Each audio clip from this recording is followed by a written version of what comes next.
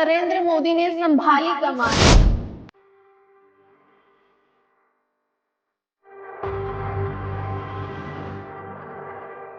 एक ही दिन में 5 देशों से की बातचीत, क्या चल पाएगा बड़ा?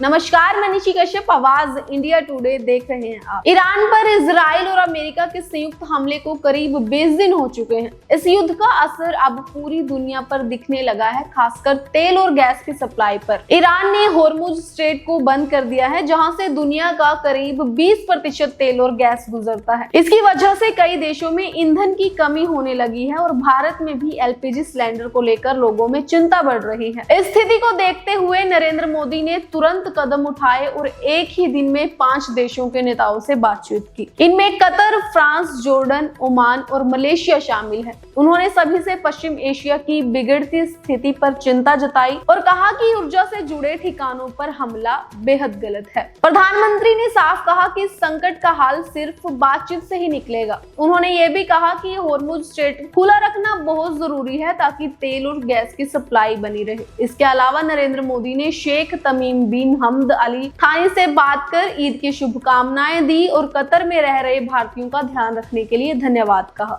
साथ ही उन्होंने किंग अब्दुल्ला द्वितीय से भी बातचीत की और संकट में फंसे भारतीयों की मदद के लिए जॉर्डन की सराहना की। इमैनुएल मैक्रो के साथ बातचीत में भी दोनों देशों ने माना कि तनाव कम करना बेहद जरूरी है। वहीं हैथम बिन तारिक से बातचीत में भी शांति और स्थिरता पर जोर दिया गया। अब बात भारत की अर्थव्यवस्था की करें तो आज भारत दुनिया में तेजी से आगे बढ़ रहा है। महंगाई और युद्ध जैसे हालात के बावजूद भारत की ग्रोथ मजबूत बनी हुई है। अंतर्राष्ट्रीय संस्थाओं के अनुसार 2026 में दुनिया की कुल आर्थिक ग्रोथ में भारत का योगदान करीब 17% रहने की उम्मीद है। आसान शब्दों में समझे तो भारत अब सिर्फ एक विकासशील देश नहीं रहा, बल्कि एक मजबूत आर्थिक ताकत बनता जा रहा है। इसकी वजह से दुनिया में भारत की अहमियत बढ़ी है और दूसरे देश भी भारत के साथ रिश्ते मजबूत करना चाहते हैं। भारत ने कई देशों के साथ व्यापार समझौते यानी एफटीए किए हैं, जिससे व्यापार आसान हुआ है और टैक्स कम लगा है। इससे भारत का एक्सपोर्ट बढ़ा है और एक मजबूत